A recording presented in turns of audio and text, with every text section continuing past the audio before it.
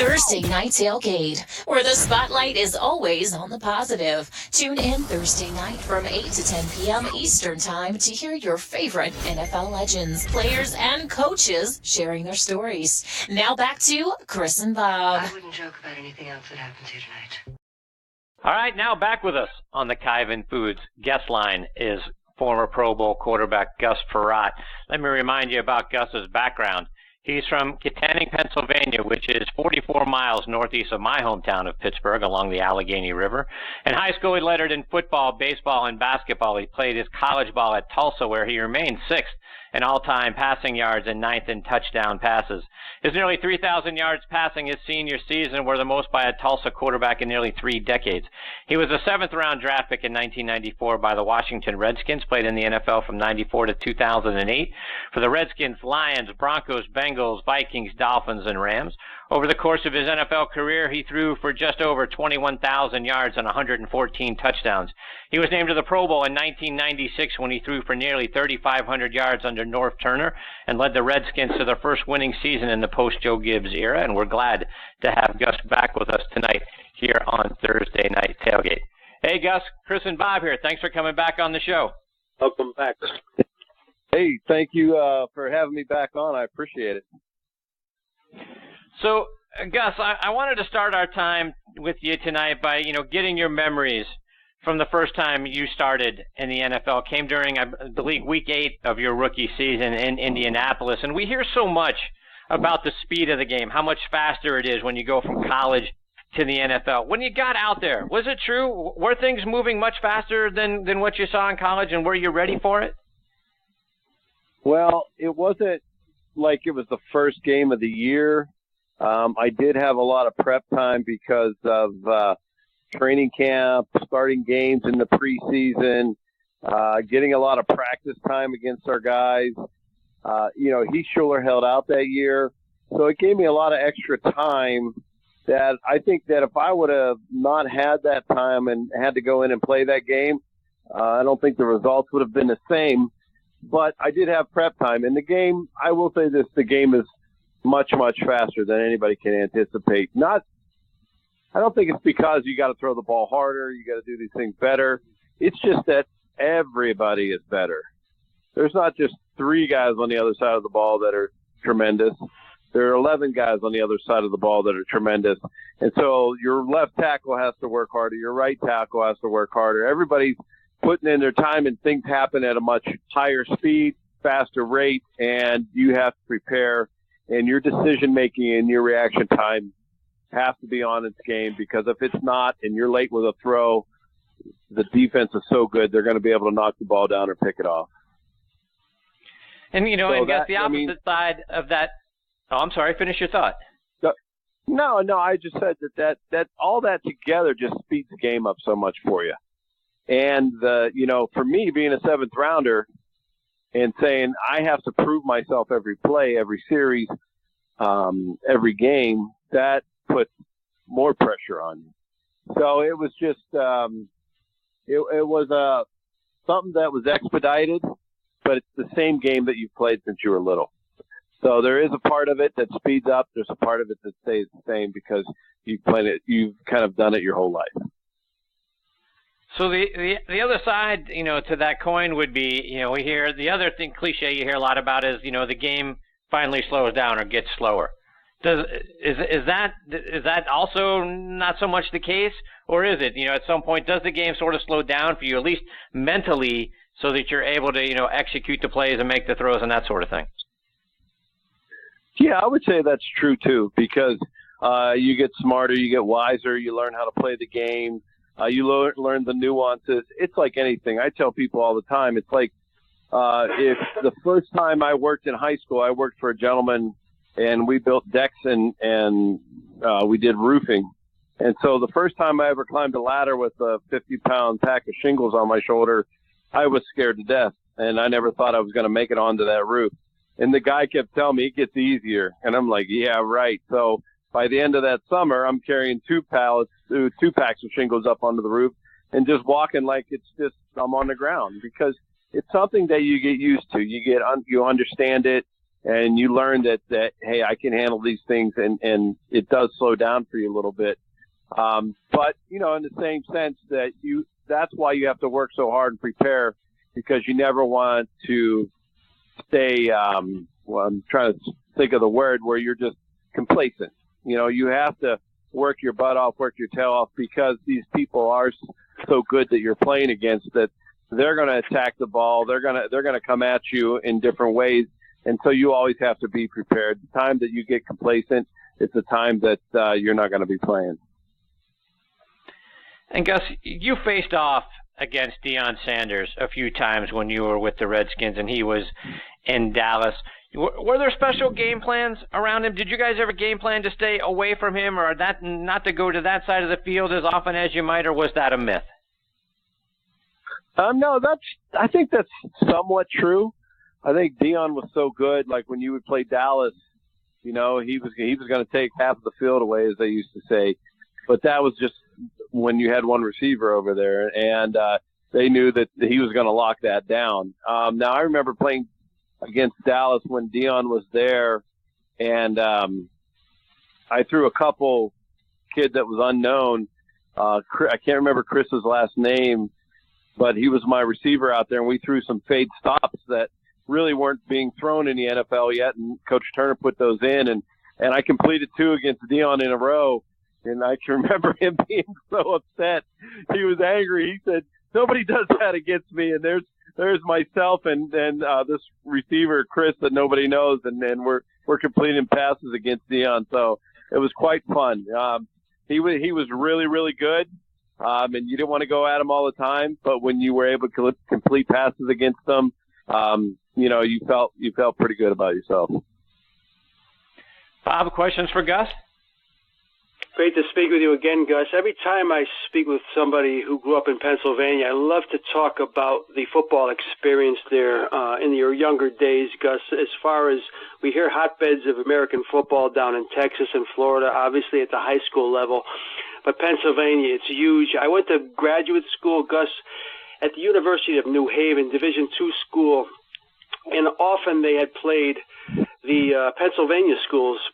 And you know them well, Gus, the Shippensburgs, the Edinburghs, the Indianas, Slippery Rock. Very, very good football schools at that level, Gus. I'm sure you had a lot of teammates in high school and a lot of friends that went to these schools. Talk about that experience, the high school experience in Pennsylvania and those schools in Pennsylvania. It's a hotbed. I agree with that. When I grew up, it was very much a hotbed, and the teams that were good back then aren't necessarily the teams that are good now. Things change, and they've switched the classes around. There used to only be 4, now there's 6. So a lot of those things have changed. But it is a hotbed. When I grew up, there were a lot of people that were going on to play major college football. Kids were tough from this area. I tell the story all the time about my dad when I was playing football in 8th grade. I came home from one of the first practices, and I said, "Dad, my foot is killing me. I don't know what's going on." He said, "You'll be fine. Tie your shoe tighter." At the end of the season, I go and say, "Mom, my foot's still killing me. Let's go to the emergency room." So we go. The doctor says, "How long it's been like this? You got a broken foot." I said, "Well, pretty much the whole season." And that was my dad. He was a tough guy. He was one of 13 kids, and worked in the factory. So, I think that Sylvania kids were just tough, and football players, and especially quarterbacks, you just didn't leave the field. You got injured, you kept playing, and you fought through pain, and you played the game as tough as anybody did in the country. And for me, when I played in high school, my coach, Harry Beckwith, he coached for 42 years. He's in the Pennsylvania Hall of Fame. He was old school. He came from a stock of back in the day where, things were done a certain way. I can remember I was in 11th grade. I missed I didn't miss it, but I was late for a practice because my mom took me to the dentist, and he made me bear crawl about 500 yards before I went out for practice because I was late. That's just how things were done back then, and you just did them, and nobody complained. No parents were there watching. And that's how everything happened. And I think it just made for a tougher player and especially in Western Pennsylvania. I mean, we ran the wing tee. I probably threw the ball 40 times my whole high school career, and it was just tough. We're going to beat them up. We're going to go out, and this is what we do, and we're going to do it play after play after play. And Gus, talk to me about the Tulsa experience. That was a team that was ranked in 1991. As the next few years, they weren't as good. But talk to me about Coach Rader and how that prepared you for the NFL. Yeah, I love Coach Rader. One of the reasons I went to Tulsa, well, the main reason was because of Coach Rader and then our other coach, Mark Thomas, who recruited me. But Coach Rader came to visit me twice in Pennsylvania, coming from Oklahoma. That meant a lot to me. Coach Rader was forward-thinking.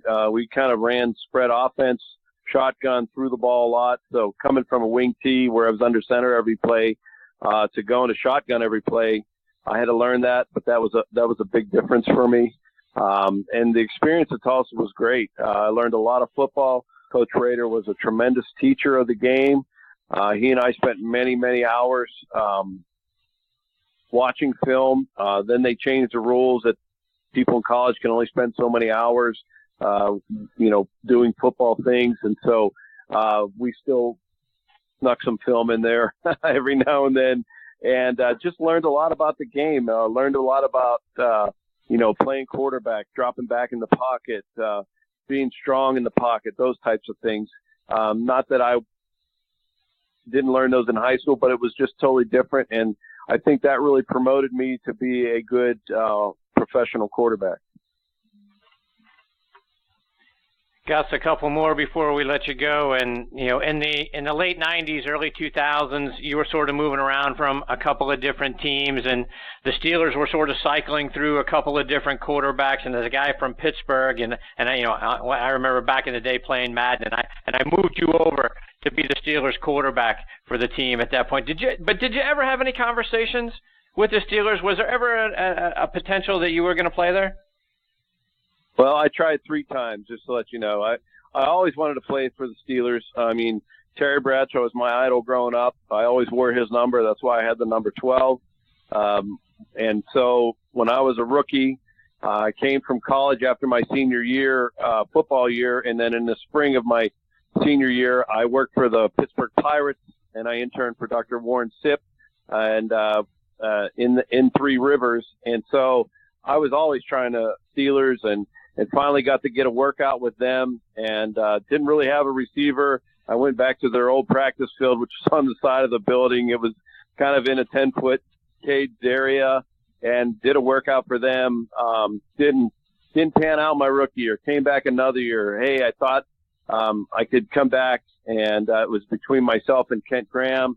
They took Kent Graham that year, and then another year I tried to come back again, and that's when Charlie Batch came back to the Steelers, and I'm trying to remember where I went after that. But yeah, I always tried to come back and play for the Steelers, and really wanted to. Just never happened for me. So there's a little chip on my shoulder about not being able to play for the Steelers, being a hometown boy, but I'm pretty satisfied with my career. Gus, want to get your thoughts on what's going on around the league now. The Redskins are off to a 2-1 start. They're tied right now with the Eagles and the Cowboys. Wanted to get your assessment of the Redskins so far and what you expect from them this season. Yeah, it's been a little spotty. Like when you watch them, it's not a full solid game every game, but they have the playmakers. I think Kirk Cousins is a very good quarterback. I think he does the things that you have to do as a quarterback to win. And, if his guys can stay healthy around them, they're going to put it together. Their defense always comes through and is making some plays for them. They're in a tough division. With the Cowboys, the Cowboys are pretty stacked. As you guys may remember from our last call, I coached Ezekiel Elliott in high school, so I know some of those guys, and I played for a lot of those coaches who are coaching at the Cowboys. So I know their system, and it's funny to watch all these people that are still in the NFL after you leave it, and teams that you've played for. But obviously, the Redskins drafted me, and I still pull for them very heavily, and I'm pretty excited when they do win. And Gus, you're now the VP of Brain Performance Initiatives for a company called RC21X. Remind our listeners about your company, about the brain game that you guys have developed. So what we've developed is an app that takes 6 minutes to play. Anyone can play it from the ages of 6 to 106. You can go to www.mybrain365.com and you can find out about our tool. I wish that all players, no matter how old they are, I want all athletes, boys and girls, to be on this tool because it gives you a self-assessment tool that you can put in your pocket. Parents can see their kids' brain performance. We wanted to create a preventative tool that gives kids their brain performance and where they are in life before anything happens to them. And if they are doing something correct in life, we really wanted to give them something that shows that they're doing something correct. So with our tool, all these kids and what's going on in the NFL now, I would just love NFL players to say, hey, we want these kids to be healthy and safe and make better choices in their life. And with our tool and the brain performance that we established with this, kids can go on here, hopefully make better decisions in life because of the games that we have on there. Take 6 minutes to play. There's 7 games, and it monitors your neurocognitive and your neuromotor skills, your short-term memory, your reaction time, and your vestibular balance. So it's a wonderful tool. I really want everybody and parents, if anybody is listening, their kids should be on it. Their grandkids should be on it. If you're a concerned parent or if you're a caregiver, those people you're taking care of it should be on it. And it's a wonderful tool, and it's really going to help a lot of people. And I really appreciate you guys letting me talk about it because I can't wait to see the day where our tool really helps and saves people's lives. Wow. It sounds fantastic, Gus, and kudos to you guys for putting it out there, and we will certainly continue to spread the word about it. And we can't thank you enough for taking time out of your night to come back on the show. We hope you'll come back again soon. So many things Bob and I would love to get your thoughts and insights on and hear more of your stories from the time you were in the league, but can't thank you enough for being here again tonight. No, I appreciate you guys having me on and letting me talk about our wonderful tool at mybrain365.com. And anytime you want me on, I'm more than happy to come on with you guys. You guys are great. Thank you for that, Gus. Let our listeners know how they can follow you on social media as well, Gus. Yeah, definitely. You can go to my site. If you just go to www.mybrain365.com, I'm on there. They can follow me on Twitter and Facebook on that site. And also you can go to my own pages at Gus Frerotte on either one. So you can follow me on all those.